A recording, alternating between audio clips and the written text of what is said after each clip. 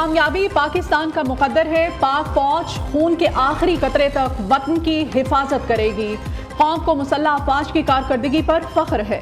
Army chief کا پشاور میں پاک فوج کے افسران اور جوانوں سے خطاب، کہا غیر قانونی باشندوں کی واپسی کا فیصلہ پاکستان کے وسیع تر مفاد میں کیا، غیر قانونی تارکین پاکستان کی سلامتی اور معیشت کو بری طرح متاثر کر رہے ہیں، طے شدہ اصولوں کے مطابق باعزت طریقے سے ان کے ملکوں میں واپس بھیجا جا رہا ہے۔ ISPR کے مطابق سپہ سالار کو سیکیورٹی امور، انسداد دہشت گردی آپریشن پر بریفنگ دی گئی۔ آرمی چیف نے پاک فوج کے جوانوں سے ملاقات میں بلند جذبے کو سراہا۔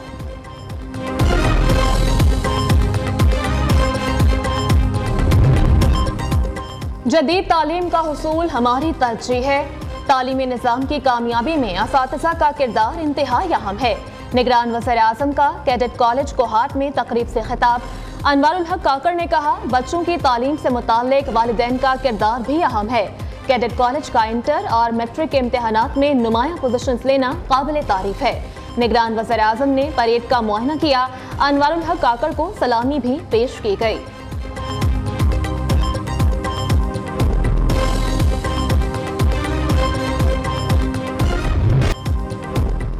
الیکشن کے لیے پولنگ 8 فروری کو ہی ہوگی، چیف الیکشن کمشنر نے تمام چہمگوئیوں کا گلا گھونٹ دیا۔ سکندر سلطان راجہ کہتے ہیں بے بنیاد خبروں اور افواہوں پر یقین نہ کریں، انتخابات کے لیے پوری طرح تیار ہیں، چند روز میں الیکشن شیڈیول کا اعلان کر دیا جائے گا۔ عوام کو یقین دلاتے ہیں الیکشن کے دوران آپ کو مکمل تحفظ فراہم کیا جائے گا۔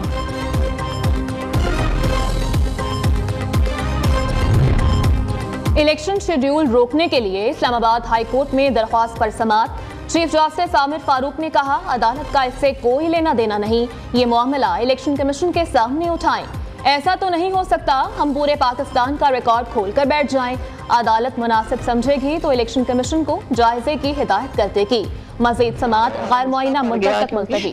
کوئی ان کی بہنیں بھی ساتھ تھیں تو ہماری بلکہ اچھی خاصی وہاں پہ مسئلہ پڑ گیا تھا، تو وہ چیز وہاں کافی سارا ایشو کھڑا ہو گیا تھا، میں حیران رہ گئی تھی، پھر میں نے زیادہ مناسب سمجھا ہی نہیں کہ میں ان لوگوں سے زیادہ بہنوں سے بات کروں۔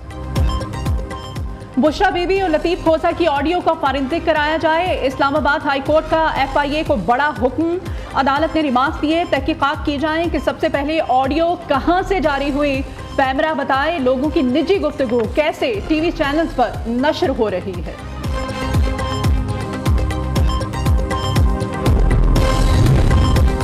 PTI کی ایک اور بڑی وکٹ گر گئی، پنجاب اسمبلی کے سابق ڈیپٹی اسپیکر واسع قیوم عباسی نے بھی تحریک انصاف چھوڑ دی۔ سوشل میڈیا پر جاری بیان میں واسع قیوم عباسی کا کہنا ہے عوامی خدمت کے لیے سیاست میں آیا تھا، سیاسی انتشار کے لیے نہیں۔ ریاستی اداروں کے خلاف پرتشدد کارروائیوں کی مخالفت کرتا ہوں، ریاست اور قومی اداروں کے ساتھ تصادم کا بوجھ ناقابل برداشت ہے۔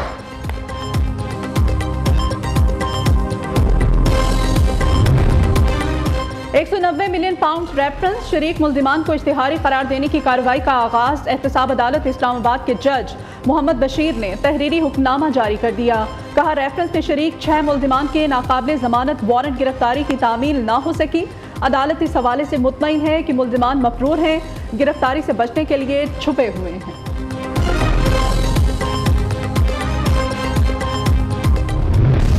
العزیزیہ steel mills reference, Nawaz Sharif کی 7 سال قید کی سزا کے خلاف اپیل پر سماعت آج ہوگی۔ اسلام آباد ہائی کورٹ میں نواز شریف کی سزا بڑھانے کی نیب اپیل پر بھی سماعت ہوگی۔ چیف جسٹس عامر فاروق اور جسٹس میاں گل حسن اورنگزیب پر مشتمل ڈویژن بینچ سماعت کرے گا۔ سابق وزیر اعظم نواز شریف عدالت پیشی کے لیے اسلام آباد روانہ، عام انتخابات سے متعلق درخواست بھی آج سماعت کے لیے شیڈیولڈ ہے۔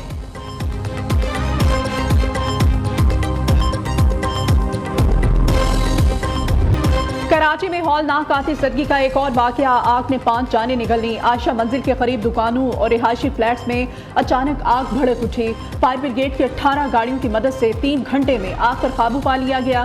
سندھ بلڈنگ کنٹرول اتھارٹی نے متاثرہ عمارت کو سیل کر دیا، عمارت 250 سے زائد دکانوں، 450 رہائشی فلیٹس پر مشتمل ہے۔ بلڈنگ کوڈز اور قوانین پر عمل درآمد کی ضرورت ہے، رہنما MQM خالد مقبول صدیقی کہتے ہیں کراچی کے شہری کس کا گریبان پکڑیں، یہ پتہ چلنا چاہیے، وزیر اعلیٰ سندھ آ کر بتائیں انصاف کیسے دلوائیں گے، ان کے پاس کتنے اختیارات ہیں۔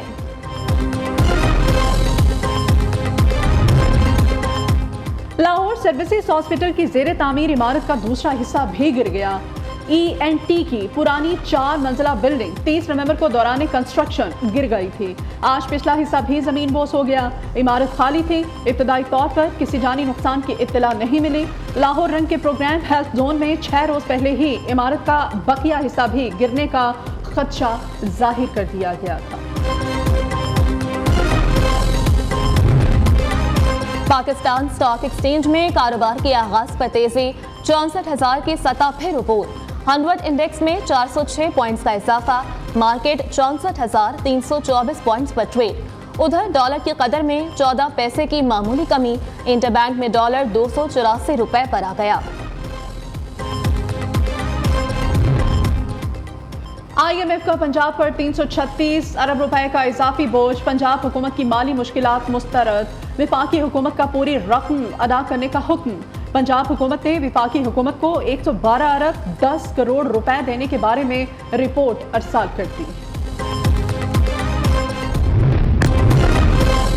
بہتر حالت میں ملک منتخب نمائندوں کو دے کر جائیں گے، نگران وزیر اطلاعات مرتضیٰ سولنگی کہتے ہیں الیکشن کی تاریخ پر کسی کو شک و شبہ نہیں ہونا چاہیے، الیکشن کمیشن کی ہر طرح سے مدد کریں گے، الیکشن کے حوالے سے صوبائی وزرائے اطلاعات کے ساتھ مل کر حکمت عملی ترتیب دیں گے۔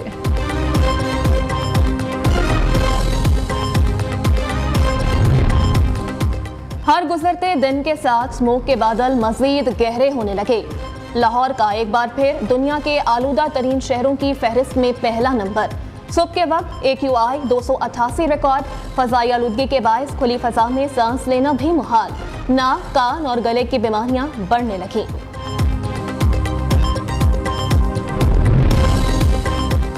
بیوروکریسی کا سرکاری ملازمین پر کاری وار، دوران ملازمت وفات پانے والے سرکاری ملازم کی بیوہ یا بچوں کو نوکری نہیں ملے گی۔ پنجاب کی نگران صوبائی کابینہ نے رول 17A کے تحت نوکری دینے کی شک ختم کرنے کی منظوری دے دی ہے۔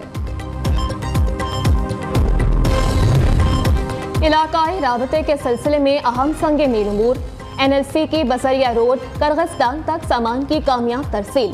UN کے ٹرانسپورٹ انٹرنیشنل آکس روٹیر سسٹم کے تحت پاکستان سے 2 ٹرکس پر مشتمل پہلا برآمدی کارگو ادویات لے کر بشکیک پہنچ گیا۔ واپسی پر یہ ٹرک کرغستان سے مختلف مصنوعات کی کھیپ لے کر پاکستان پہنچے گا۔